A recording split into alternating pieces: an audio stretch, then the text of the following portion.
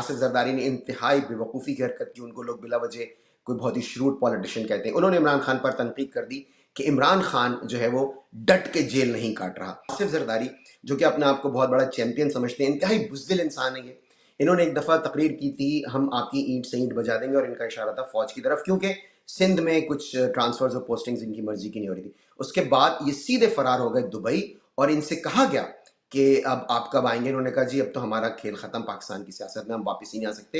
ये उस वक्त तक ये शख्स वापस नहीं आया जब तक राहिल शरीफ जो है वो थे आर्मी चीफ, और ये वापस कब आए जब जनरल बाजवा चीफ बने। तो ये बहुत ही बुज़दिल आदमी है। इन्होंने ये इमरान खान को ताना दिया कि जी आप तो जेल अच्छी तरह से नहीं काट रहे, आप तो अपने लिए डिमांड्स कर रहे हैं, जबकि सब जानते हैं कि इमरान खान ने किस धज से जेल काटी है। इसी दौरान एक अननेम्ड अकाउंट है जो कि उसने इन पर तनकीद की, और उसने ये कहा कि 1990 से 1993 के दौरान ये जेल में थे, और जो इनकी बेटी है आसफा भुट्टो, वो इसी दौरान यानी कि इनके जेल से निकलने के कुछ महीने के बाद वो पैदा हुई। तो ये किस तरह से हुआ, उन्होंने उस टाइमलाइन की बात की, वो 1992 में, जबकि ये उस वक्त जेल में थे। अच्छा, इस पर ज़ाहिर है वो एक अननेम्ड अकाउंट है, वो पीटीआई का है नहीं, उसका कोई ताल्लुक नहीं है, ना पीटीआई उसको ओन करती है।